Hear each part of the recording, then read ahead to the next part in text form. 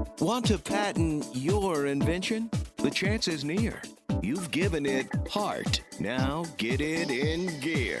It's Passage to Profit with Richard and Elizabeth Gearhart. Good evening, everybody. Welcome to Passage to Profit. This is Richard Gearhart, founder of Gearhart Law and sponsor of Passage to Profit. And this is Elizabeth Gearhart, and I am co-host of Passage to Profit and founder of Fireside, which I'll talk about later. And Passage to Profit is all about entrepreneurs and new businesses and our favorite topic, intellectual property. And on our show tonight is Lars Helgeson, who is the founder of Green Rope and also author of CRM for Dummies. And he's going to be talking to us about what CRM is. And in addition, we have Cole Merlino, who's going to be presenting, and Matthew Cristaldi, who's also going to be presenting. Also with us is Ed Madangarari, who will also be presenting. So stay tuned. We've got a great show coming up. Let's get started with IP in the news. I don't know if you realize it, but Apple has never made a folding phone. So the first phones, I don't even remember who did the first phones,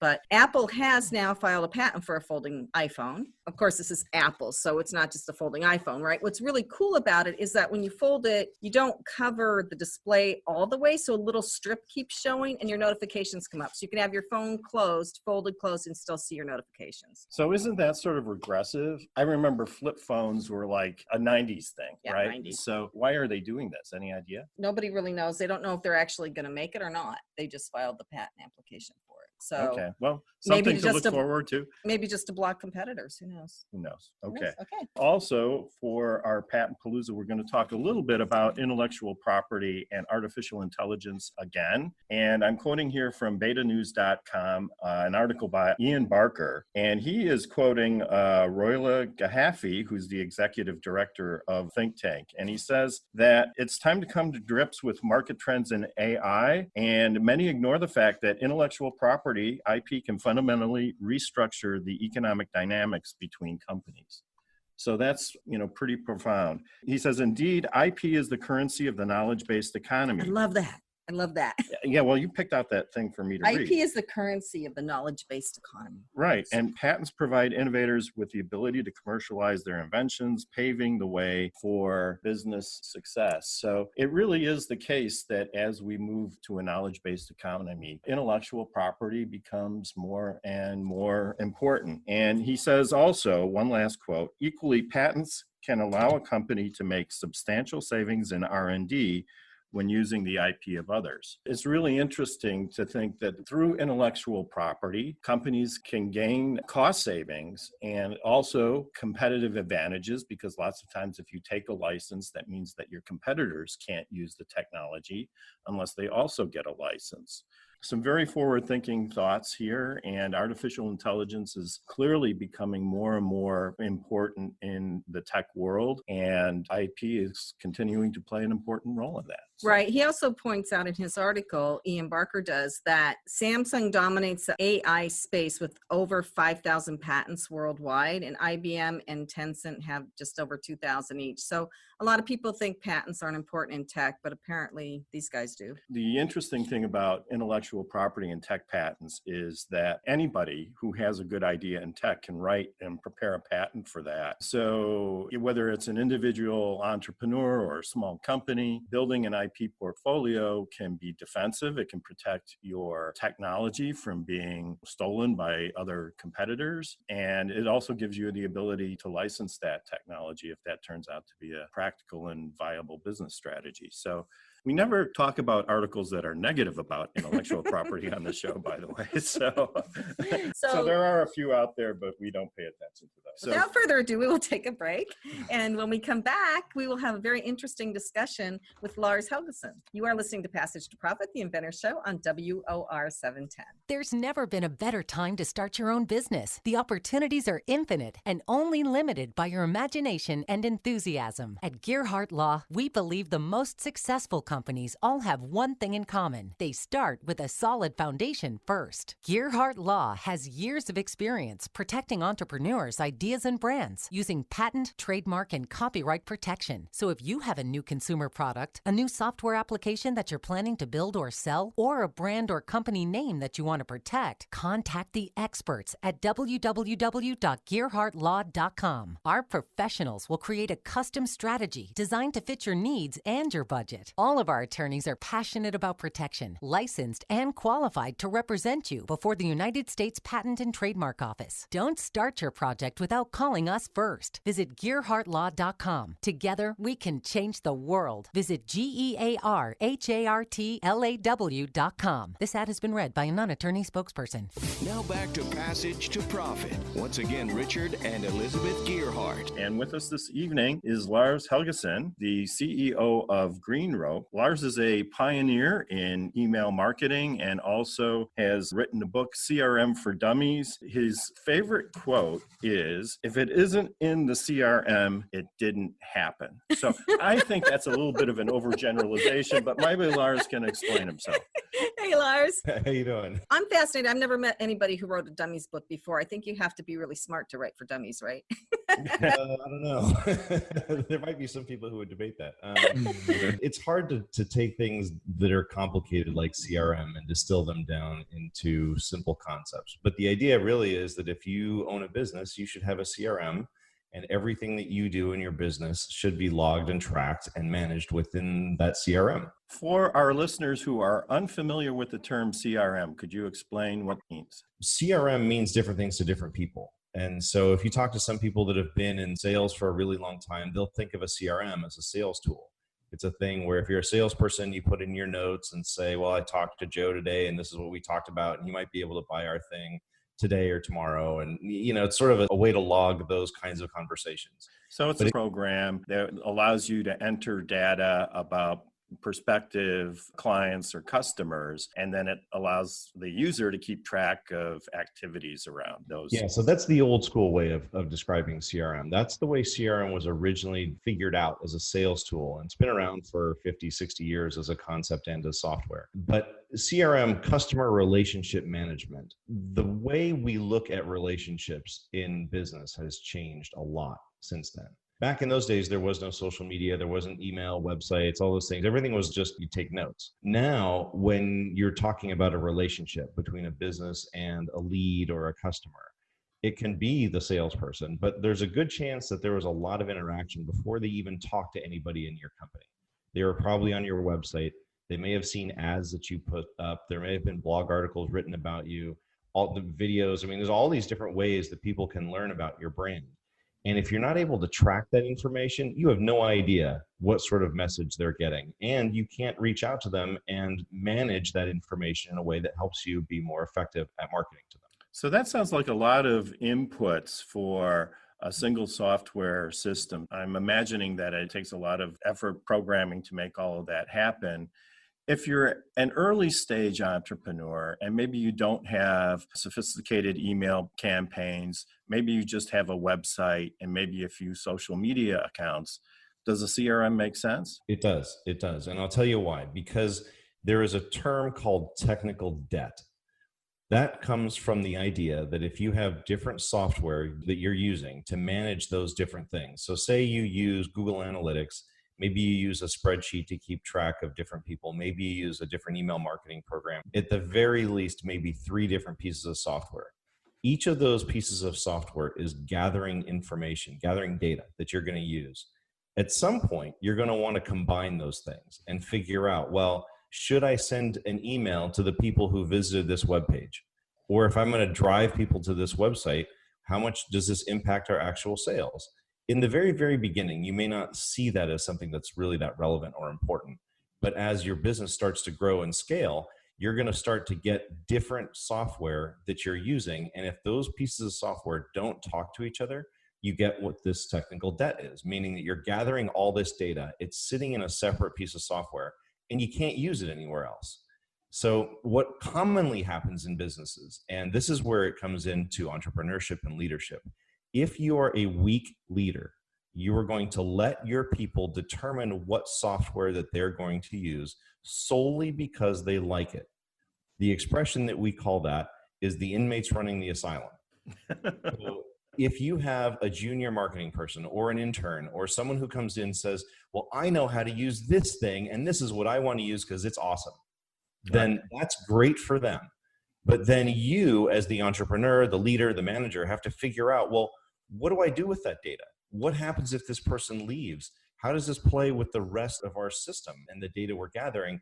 And also, very importantly, how do we control our data from getting lost? What happens? How do we keep this person from walking with our data? As business owners and entrepreneurs, we have to be really cognizant of the data that we gather, not even just because for legal reasons. I mean, GDPR, CCPA, the Canned Spam Act, all these other things that we have to be conscious of. But we also have to make sure that we are good stewards of the data that our customers and our leads are trusting with us. So we have to have a good CRM for all that. I guess in terms of general principle of having the right system, and sometimes it's hard to get there. In our firm, we've had some of the same challenges that you've mentioned, but having the right data is absolutely critical to managing your company. You need to know what things to look at. You need to collect information on those things. And then you've got to be able to use it, hopefully maybe create a dashboard with key performance indicators, the most important aspects of the information. What is your accounts receivable? What is your accounts payable? What is the rate that certain clients are paying? And it really allows you to fine tune your business operations and also to identify problem areas before they get out of control, which is really one of the biggest challenges. People sometimes think, well, this just came out of left field. And then you go back and you look at the data for 6 months and if I had looked at this, I would have seen this coming long before it was an issue. So Lars, I have to ask you a question. It sounds like what you're saying to me is that my perception of what a CRM would do is just a tiny fraction, and that CRMs today are much more robust. Can they actually keep track of your social media as well as everything else? All the above. So your CRM should do all of those things. Now, the important thing to remember is that when you pick a CRM for your business, don't pick the software first and then try to figure out how to make it work. Don't put the cart before the horse. Think about what you actually need the CRM to do. So I break this down into 3 components. The first is to understand your market. Know who you're selling to. Now, as entrepreneurs, business managers, whatever, we all have to know who our target markets are. So go through that exercise with somebody who's good at marketing, figure out who your buyer personas are, and just know who you're selling to. The second part is to understand process. Do a customer journey map. If you're not sure what a customer journey map is, we have a free tool called journeyflow.com that you can use and just sign up and play around. It's a drag and drop thing. But if you don't use that, use something. Put a bunch of sticky notes on a whiteboard, whatever. Figure out what the sales process is like from the earliest stage of how they find out about your brand, how do they go through the process of getting more information and then becoming a customer. And then after they're a customer, don't just give up on them. How do you turn them into advocates for your brand? The last part is understanding your data model, because to support all of that, you're going to have to track. So as you do your customer journey map, you're going to have to make sure that there are going to be some places where you might drive people to your website, you might drive them to your social media, you might drive them to, you may send emails to them, you may send text messages, you may do phone calls, whatever that is.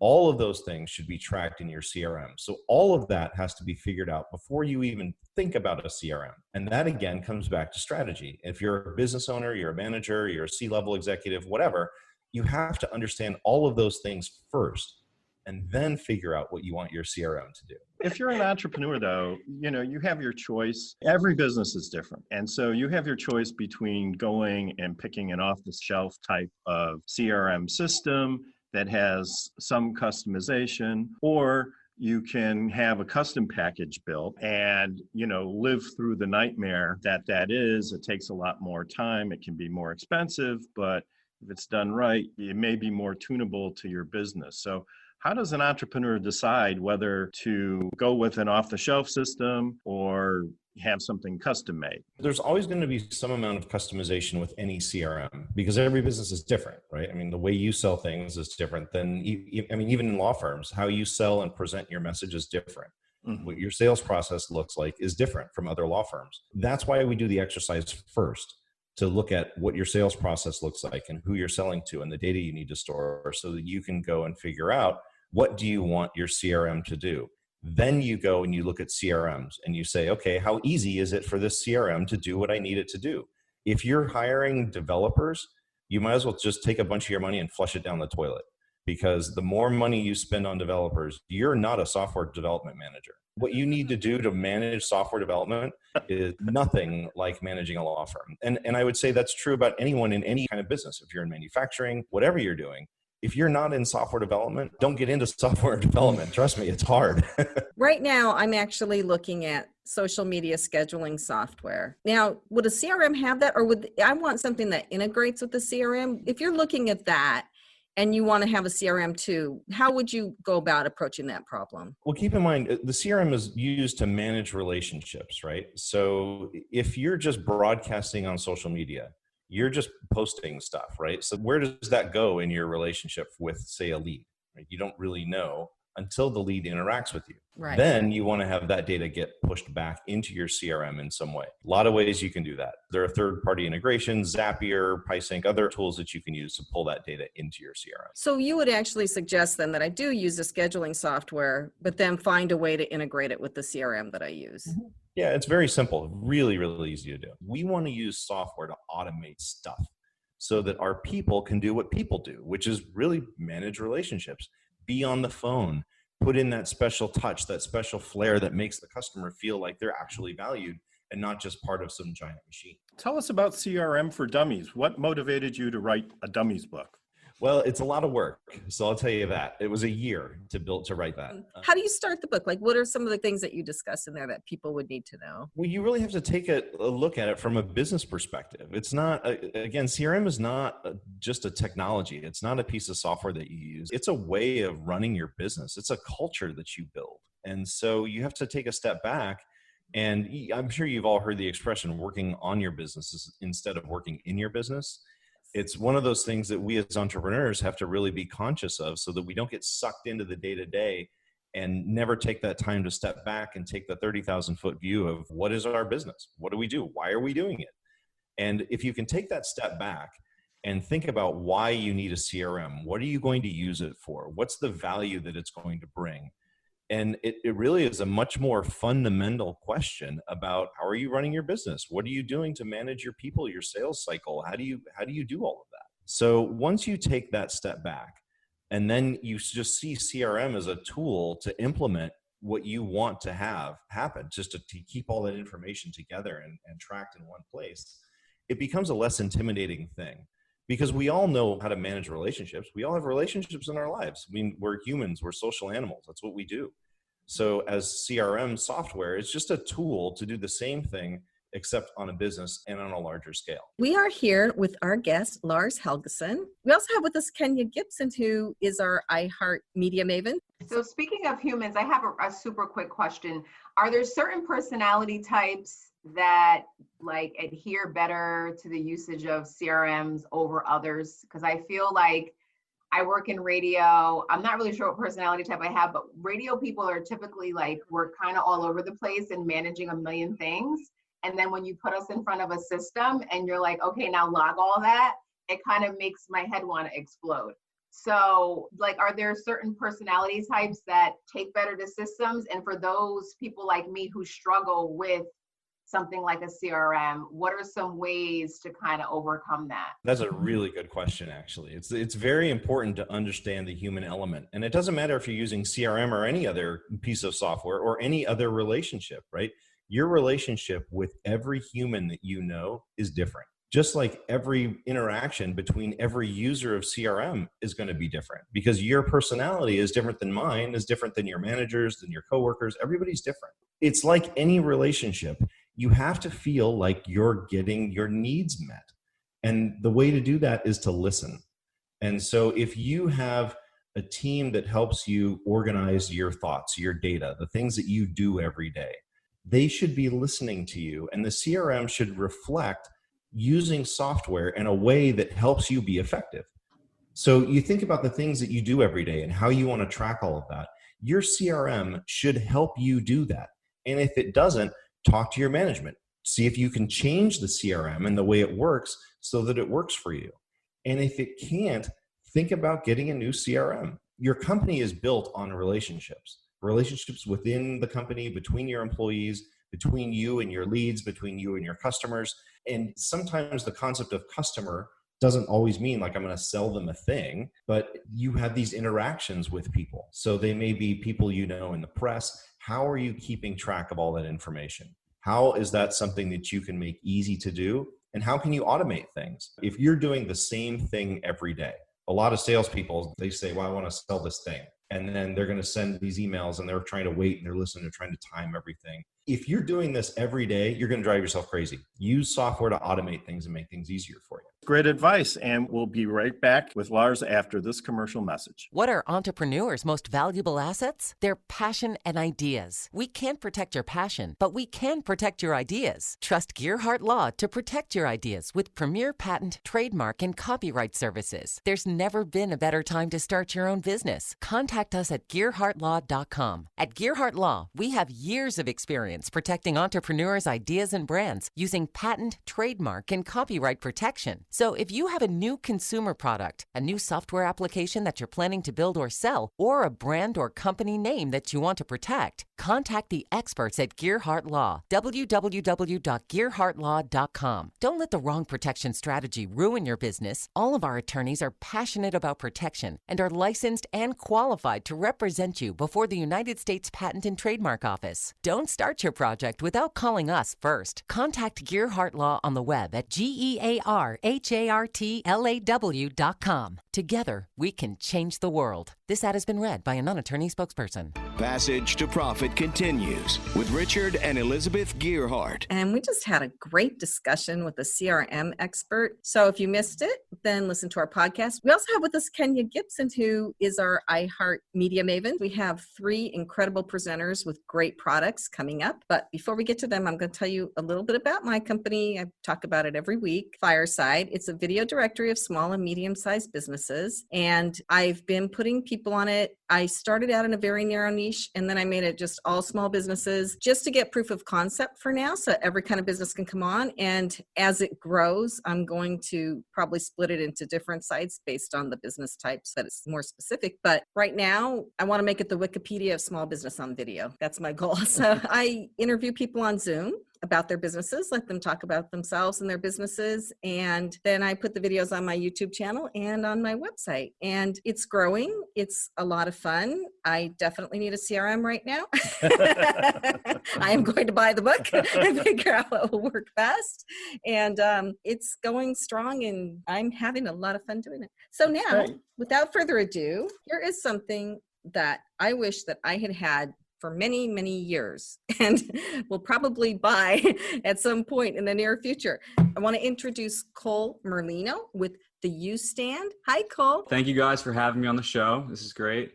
So yeah, my name is Cole Merlino and I'm the co-founder of the U-Stand. A little overview of what the U-Stand is, or the problem that we were trying to solve with the U-Stand is, I'm sure if you've been to the beach, you've seen flying umbrellas. So you stick your umbrella in the sand and then a gust of wind comes and next thing you know, you're chasing your umbrella halfway down the beach. So this was the problem that we were trying to solve here. How you kind of use the U-Stand is that it's a 7-gallon bucket. So before you go to the beach, you pack all your towels, your sunscreen, football, frisbee into the stand. And then we include a shoulder strap. So you throw it over your shoulder, head to the beach. And then once you get there, you fill it with weight.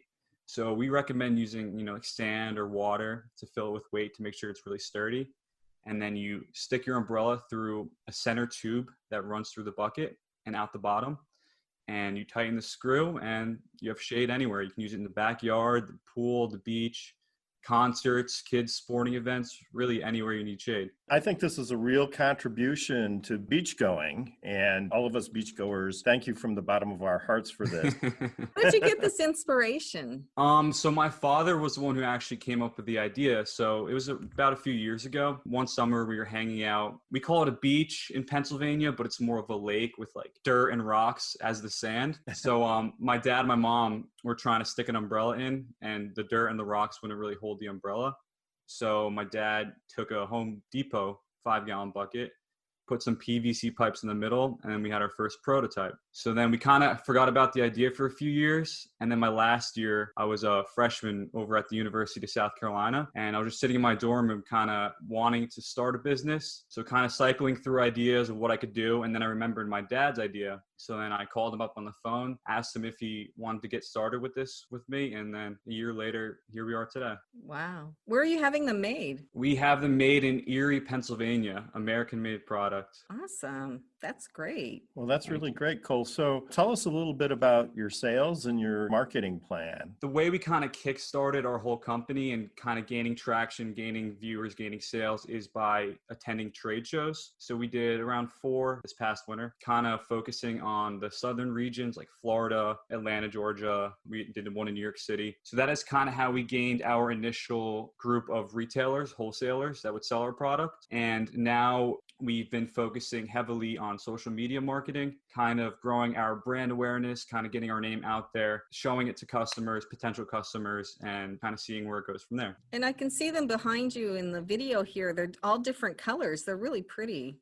Thank you. Yeah, we have 5 different colors, some blue, some light green, kind of pastel colors, nice beach colors. You have them available online and then you have them in retailers? Yeah, so we have around, I think we're up to like 75 retailers across the country. And you can also purchase them on our website. It's just theustand.com. What have been some of the challenges that you face in getting this whole thing off the ground? The biggest challenge we face so far is CRM, kind of what we were talking about the first half of the show. Since I'm kind of running the company myself, contacting and like following up and keeping up with relationships with both my single customers and our retailers, making sure the stores have enough units to sell, how they're selling them, what kind of people they're selling them to. So kind of keeping up with all of those things on a daily basis, along with working on my business, that's kind of been a bigger struggle for me. Yeah, you know, those kinds of struggles that you're facing are common. Every business deals with those kinds of issues. And I mean, I'm happy to talk to you in more detail about how to work through it. But really, it's that systematic approach of figuring out what do you need? What do you need to track? And then setting up ways to automate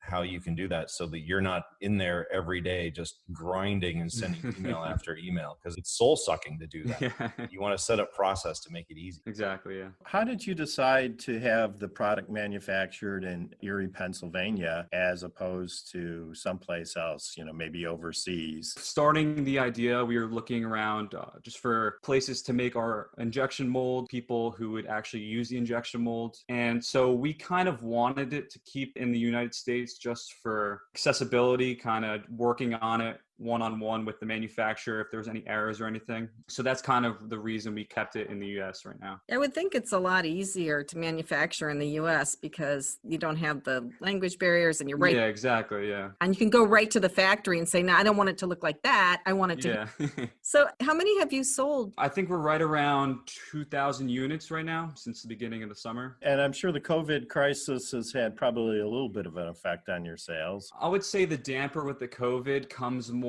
in like sales and marketing, because I would like to have, you know, tents set up on the beaches and like events held by, sponsored by the U Stand, but it's more just focusing on social media marketing right now, because I think that's kind of the route that everything's going. And where do you see your business in 5 years? What are your aspirations for this? I plan to see us have multiple products in our product line. We're actually manufacturing an insert, kind of like a koozie, but it goes on the inside of the stand to act as a cooler, so you can fill it up with ice and drinks then. And then we have another product launching of a bigger kind of Yeti sized cooler with the same utility involved. So we have a bunch of products planned to release in the next few years. So we're excited to see where it goes. The website is The U Stand, just all one word. We wish you all the best and look forward to seeing many, many U stands out on the beach.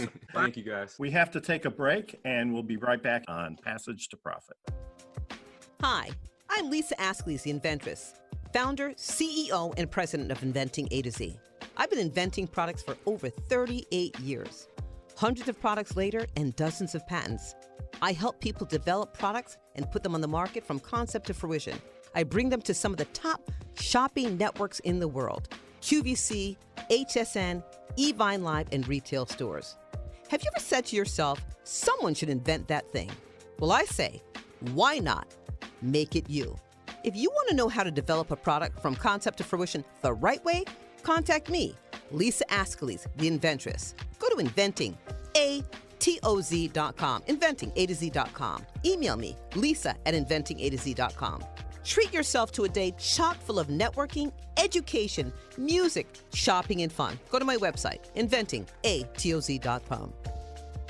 Now back to Passage to Profit. Once again, Richard and Elizabeth Gearhart. Our next presenter this evening is Matt Cristaldi from Ribbit. And Matt and I go back a little bit. We initially met at the New Jersey Venture Conference several years ago, and he has some updates for us on his projects. Thank you. A lot has happened since the last time I appeared on the show. Right when we talked, we were in the middle of fundraising a small round to hire a development team. We successfully closed that round. We hired a dev team, pushed out our product. So Ribbit is a platform that's bringing sustainability and efficiency to the restaurant industry. And we're doing that through a restaurant review app for customers, now available on iOS and Android, and a B2B marketplace to connect restaurants with local farms and other local suppliers to build resiliency within their business. We have taken a hit. The whole restaurant industry has taken a hit. But when we launched in December, we were growing. We were averaging 4 users per day with $0 in marketing and advertising. We were growing all over the country. We had 40% active users. And then once COVID hit, everything just went dark. So since then, we've continued maintaining relationships with some of our restaurant partners. And we ended up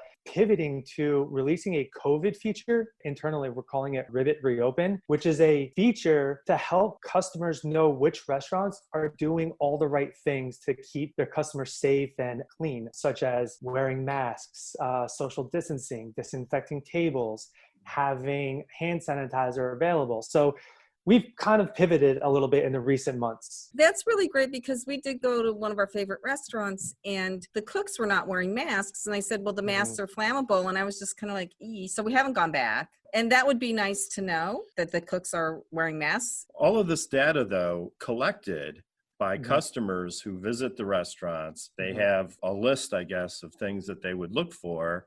And then they would indicate on the app whether they're present or not. Correct. That way, the next customer can evaluate whether they want to use the restaurant, just like Elizabeth was saying about missing masks in the kitchen staff. Yeah, that's exactly it. The beautiful part about our platform is if you said within that restaurant that they weren't wearing masks, the restaurant could see that data, start wearing masks, and then they could start pushing other customers could come and review, and they could see that their clientele on the app is improving.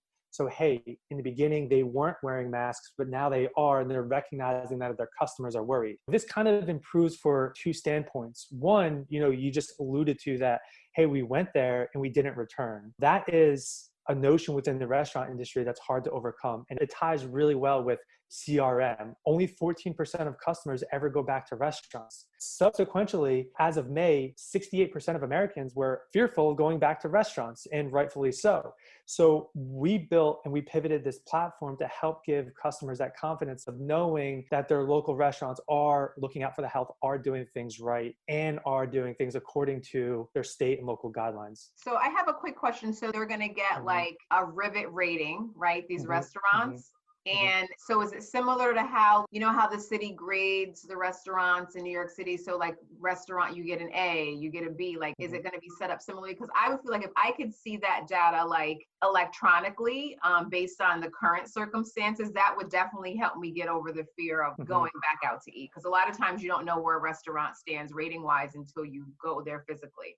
That's something that we've been working on. So we've been trying to figure out, we don't want to be associated as a accrediting agency or accrediting body. We want to just provide information as a guide. But what we just started doing is printing window stickers for our restaurant partners that they can access the information. So it's kind of like having that grade where it's like, hey, we are Ribbit friendly. We are working with this company Ribbit that's all about safety and sustainability. Check us out. But on the platform, when you go in and you see that specific information that Richard was talking about, you just see icons like, hey, like a little hand sanitizer icon. Hey, this restaurant uses hand sanitizer. Cool, that's great. That's good to know. Or this restaurant doesn't use hand sanitizer. It's just a useful guide of information using icons. So it's nice and friendly. Like Matt said, the CRM plays a role in all of those relationships. Every restaurant is struggling to rise above the noise, both of COVID and the way business has changed. And those relationships are changing. It's no longer a matter of how you walk into the restaurant because a lot of people aren't walking walking into restaurants. You have to find other ways to market. Same issue that Cole had with going to trade shows. The people aren't going to trade shows. So how do you reach out to those people? And that's what you need to use your CRM, your marketing. You need to be able to track the various ways that people are reaching to their customers. And so when Matt's able to show a customer how their involvement with Ribbit has driven them this much revenue, and he can show it with actual data, then you've got something that really is going to open up the minds of those restaurants. And so if every restaurant were to, with say a Grubhub order or an Uber Eats order, include a little card where they could have some sort of an incentive to join an email list or to join a text message thing or a social media thing, and have that coordinated with Ribbit, then you've got a way to connect those dots with helping the restaurant and helping get Ribbit's reputation established. And so it's all data. You have to be able to gather that data and accumulate it and show how it drives revenue. Hey, I see now television commercials for different restaurants, and they're advertising that they're COVID friendly. And I kind of half wonder just exactly what are they doing? I think people can say that they're doing certain things and that they're taking certain precautions, but you can never be sure. And I think your app can make a big difference in collecting that data and can be another point of reassurance. I think too, Matt, I think it's got a bigger purpose than just this. I think it can really focus behavior and change behavior and hopefully get everybody healthier faster again and get us back to work sooner. And that's exactly it. I mean, we assume that the restaurants are doing everything to protect us. And I think that can be part of our fault as well, is that we don't look into it. And, we're starting to see these rising cases around the country, but it stems to the fact of, within the app, you start using it and you start interacting with the restaurant. Okay, they're doing this, they're doing that. That's great. And then the next time you go to your next restaurant or your next business, you start noticing those same behaviors. We disclose where we get our information from. We don't want to come off as we're replacing the CDC. We are, in fact, helping customers, just like what Lars had said. Hey, we have to connect to the customers. We have to connect to the consumers. And we are essentially that avenue connecting information. We're a friendly guide. And the website or the app is ribbit.io. So RIBBIT.io.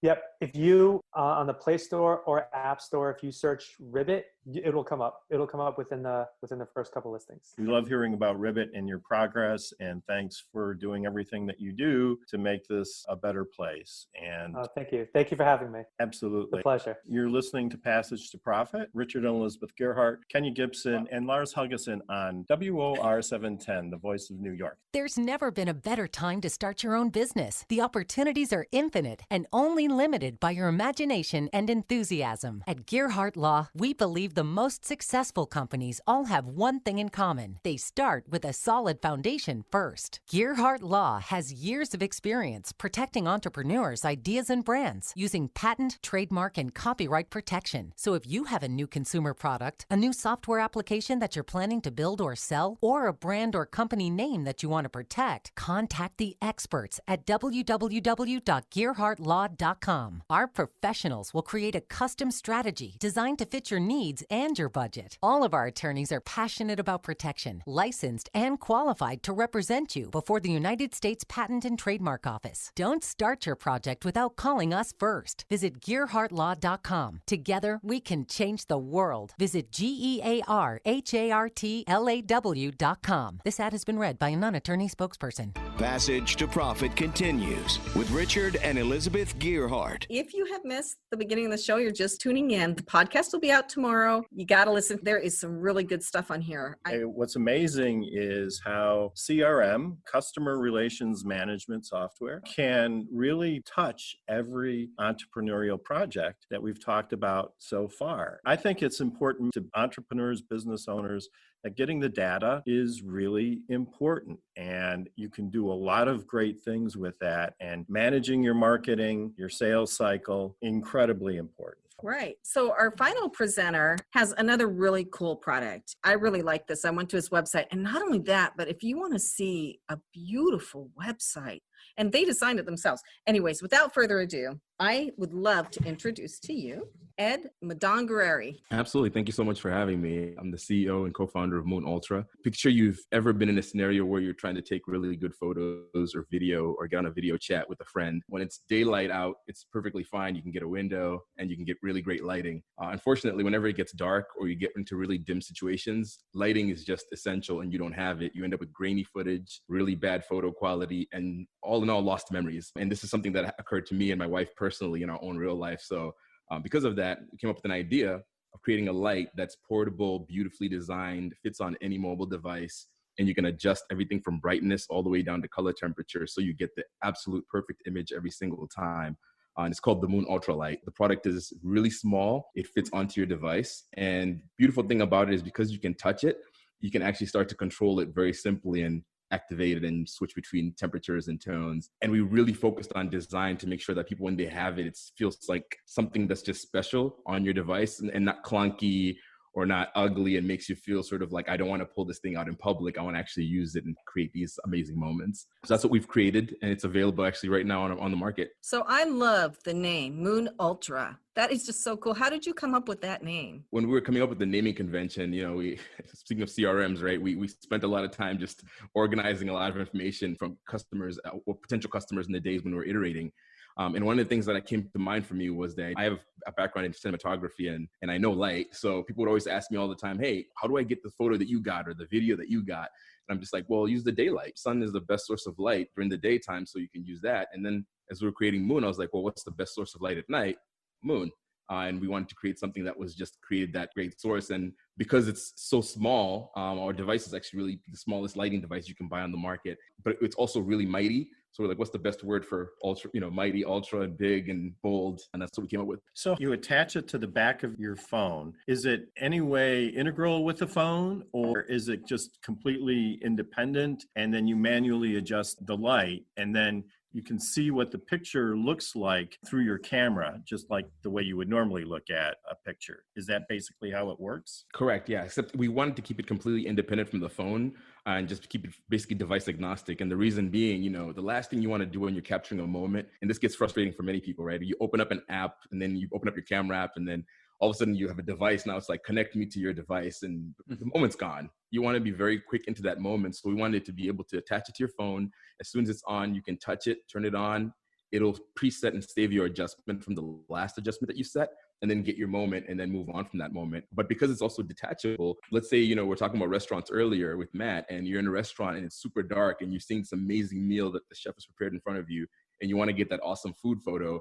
You're not going to take out your phone and pull your flash out because one, it's going to be so disruptive to the people around you and you're going to look kind of crazy. So with our product, because it's so small, you can take it off, hold it above your food, adjust the light exactly as you want, take your camera and take the photo and get back to eating probably in about 40 seconds. And then that's the best part about it is you're not going to lose any of those moments as they come up, but they're always going to look amazing because once you lose the moment, there's no going back to it, right? You go back to your photos later in the day and you're looking back that day and you're like, oh man, I wish I'd gotten a better photo of this. You can't recreate that. That once in a lifetime expression, yes. Yeah, well, there's another aspect to this that I just love. So Richard and I are here and I'm under a light and we've got a ring light pointed at us and I don't have the filters on it. So it's really pretty annoying, but you have different colors. So like if you're pointing it at somebody's face, you don't want that bright white, right? So what colors do you have? You said it goes through different tones? Yeah, so it goes from the different Kelvin point, which is the daylight. So it goes from daylight all the way to a warm tungsten. And what that really allows you to do is we sort of built our light to be really, really brilliant in the sense that there's so many different skin tones, right? Everyone has different awesome shades of color. And what we would find a lot of times when we were taking photos with my friends is it's somebody who has my complexion and somebody who has a fair complexion. And it's like, somebody's going to come out looking good in that photo and not everyone's going to come out looking good. So we wanted to really make sure that the lighting was, once you turned it on, it was able to capture everyone in their best light, but being able to adjust really makes a difference because sometimes you're just like, I want a little bit more of a golden look, and sometimes you want a little bit more of that daylight look. So it really allows you to adjust that. And especially, in a scenario like this, we're pretty all well lit. I have a pretty big light in front of me right now, but in other scenarios, I've been in airports where I'm on a Zoom call or even a FaceTime call and I'm in a dark corner somewhere. I'm just like light hunting. And that's the best part about our product is you just pop it on and you get on there and people can see you and you can have a nice intimate conversation. So quick question then, does it work on both sides of the phone? If you're doing a selfie, for example, then you can light yourself? Absolutely. And that's actually what the initial idea was invented for. My wife and I, when we were in a restaurant one night, she was trying to get a photo and was struggling. And the idea sort of came about when she kind of challenged me, was like, well, you're the cinematographer, come up with something. And I sort of took my phone and her phone and kind of placed them back to back and had one phone peeking out, turned on the light, and we took a selfie. And the whole idea started off as being sort of because of selfies. So because it is small, you can put it in the front and face yourself and really get that awesome lighting. But it's meant to be used for a lot more than just selfies. Because I do a lot of like fitness blogging, and it's hard to find like good lighting for like the room, right? So I don't have like a huge room, but I have like a big enough room where it's been very tricky to like light the space. What would you recommend from a lighting perspective? Like, is this something I could use for fitness blogging? Like I usually will use my phone, but sometimes I also use my laptop because it's just easier to go like live from my laptop than it is like my phone sometimes. So what recommendations would you recommend? And then I guess my other question is, do you see yourself expanding the line so that there's more product options available for like bloggers and people who might need a larger setup when it comes to content creation? So our light, because it's small, it's really meant for that sort of smaller use or smaller space, meaning the space around you and items around you. So it's not going to fill a room per se, but if you're in a dark environment and it was completely pitch black, you turned our light on, it actually lights the entire room. So it's really, really that bright. But in your scenario, natural light is always the thing I always suggest. I'm always like, if you're in a room where you can actually be by a window and place your camera the opposite side of where your window is, you're always going to get really good light. And then also maybe investing in some soft boxes you can get online that are, fairly affordable, but you can place them in the room where you need them to be. And then you can actually get really nice, soft, diffuse light, especially for working out. You don't want to get harsh lights because when you sweat, all the beads of sweat are going to really pop and it's just not going to look great on camera. So soft boxes are always the way to go in that scenario, or anything that would diffuse your light. But as far as our product goes, even as a blogger or as a content creator, it's really meant for that. I mean, we've had people take our product and place it on a camera, a vlogging camera, turn their little flip screen out, and then they pop it on their flip screen. And now they have a lighting for every time they're, moving into different environments that do get dark from time to time. So that's really why it's so essential. And it has a rechargeable battery, right? Correct. Yep. There's a rechargeable battery. How many have you sold? A lot that we've sold, without getting into too much detail, because I'm in the middle of, some pretty awesome deals at the moment, but we've sold quite often. We actually were really lucky when we launched this year in January. And we actually debuted our product at CES before things fully shut down with COVID. And we were able to walk away with Time Magazine's best products of CES 2020. Our next sort of goal and our vision for our company is to grow the brand. We have some other products that we're going to be bringing onto the market. It's kind of funny how everything on this show kind of ties together, because everybody needs a CRM. And then you can take the light and you can find the restaurant you want to go to on Rivet after you've been at the beach all day under your umbrella with the umbrella holder. Especially as entrepreneurs scale, one of the things when you're doing deals like that is they look at things like customer acquisition cost and, a lot of the metrics that you really can only get if you have data. And, they're going to want to know how much does it take for you to acquire a like on Facebook, and what value does that bring to your company? How many people do you have in your email database and what value do they bring? How responsive are they to the campaigns that you send out? Things that Ed's got such an awesome opportunity with the sale of his product and his knowledge about cinematography to be able to educate people on how to best use that little device. I mean, it's brilliant and it's useful by everybody, but most people don't have Ed's knowledge and his experience. And so being able to share that through social media, through email, through his website, through video, all these different things, there are opportunities for him to get his name out, his brand out, and then measure his ability to scale out. So I'm sure that in the midst of all your discussions that you're having right now, having access to that data is going to make a huge difference in your valuation and your marketing and business strategy moving forward. Well, unfortunately, we are coming to the end of our time. I have so enjoyed this show and hearing about everything. You're listening to Passage to Profit, the Inventors Show on WOR 710. If you missed the first part of the show, it will be out on a podcast tomorrow. And I strongly suggest that you listen to it because this is groundbreaking stuff, brand new stuff. What are entrepreneurs' most valuable assets? Their passion and ideas. We can't protect your passion, but we can protect your ideas. Trust Gearhart Law to protect your ideas with premier patent, trademark, and copyright services. There's never been a better time to start your own business. Contact us at GearhartLaw.com. At Gearhart Law, we have years of experience protecting entrepreneurs' ideas and brands using patent, trademark, and copyright protection. So if you have a new consumer product, a new software application that you're planning to build or sell, or a brand or company name that you want to protect, contact the experts at Gearhart Law. www.gearhartlaw.com. Don't let the wrong protection strategy ruin your business. All of our attorneys are passionate about protection and are licensed and qualified to represent you before the United States Patent and Trademark Office. Don't start your project without calling us first. Contact Gearhart Law on the web at GearhartLaw.com. Together, we can change the world. This ad has been read by a non-attorney spokesperson. Now more with Richard and Elizabeth. Passage to Profit. Can I put in a plug? I mentioned this last week. We've been using the iHeart Digital services, and they've provided absolutely fantastic information on our digital marketing campaigns, and they've really worked out well for our business. So anybody who's thinking about using digital marketing services should really contact iHeart. Right. And we used iHeart to break into New York because all of our advertising had been in New Jersey before, and we wanted to start getting more involved with people in New York. But iHeart's all over the whole country. Absolutely. So they have stations everywhere. They have media everywhere. So wherever you are, prices for radio are not the same as the prices for TV. It's a good deal for entrepreneurs, and you can reach a lot of people. Absolutely. Our guest was Lars Helgeson from Green Rope.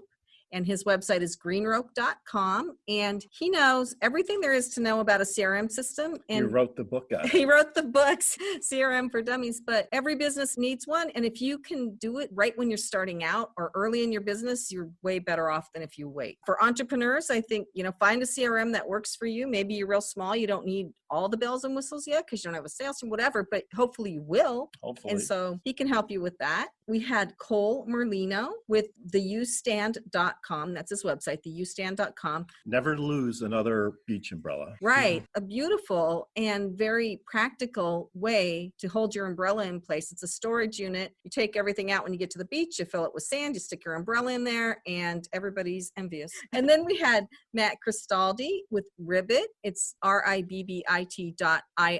And it can help you find restaurants that are safe to go to during quarantine and COVID time. But outside of this time, it can find you kind of restaurants you want to go to because they're sourcing local products, sustainability, those kind of things. Take your power back as a consumer. Go in there, rate those restaurants, and tell them what you really think. And then we had Ed Madongareri, and he's a cinematographer who knows a lot about light, and he's used it in such an interesting way. He has developed the ultimate light for any mobile device. It's a piece of art, but it's got features I've never seen before on a flashlight or anything like that. So his website is moonultra.com, which I love too. Absolutely. And get rid of those crummy Instagram photos, those crummy Facebook features. Light them right, you'll get more likes.